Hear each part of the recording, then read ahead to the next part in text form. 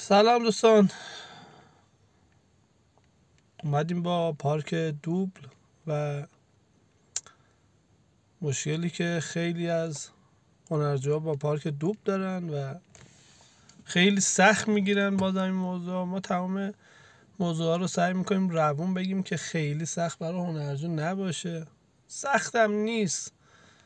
حالا روشی که ما دوبل میخوایم آموزش بدیم که اصلا بهترین روش هست و ساده ترین روش هست و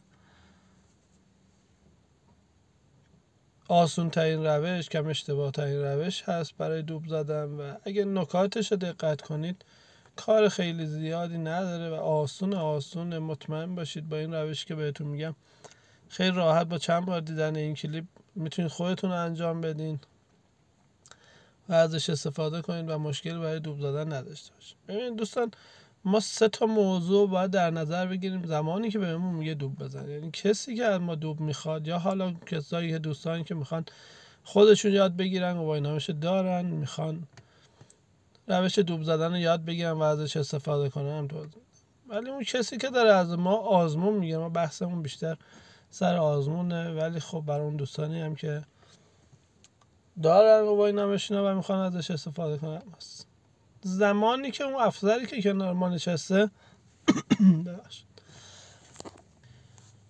از اون میخواد که دوبل بزنیم 3 تا کار حیاتی ما اول کار انجام بدیم. اون 3 تا کار چیه؟ 1 باید بهش بگیم ممنوع با اجازه، چون قبلا ممنوعیت های دوبل رو توضیح دادم.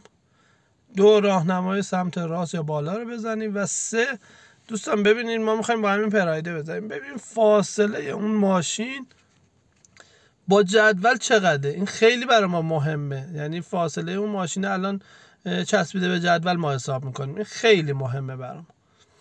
این 3 تا رو داریم و این قسمت سوم رو توی ذهنمون میسپاریم، ازش استفاده میکنیم به موقعش. درسته دوستان؟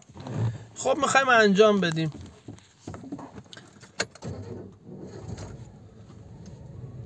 همون کارهایی که گفتم انجام میدیم، راهنما میزنیم و میخوایم کنار ماشین. دوستان بعضی سوال میپرسن این فاصله ای که با ماشین کناری از کنار ما داریم اینا چجوری ما تنظیم کنیم؟ این خیلی سوال خوب و مهمیه. بعضی از دوستان میگن به ما گفتن که 3 تا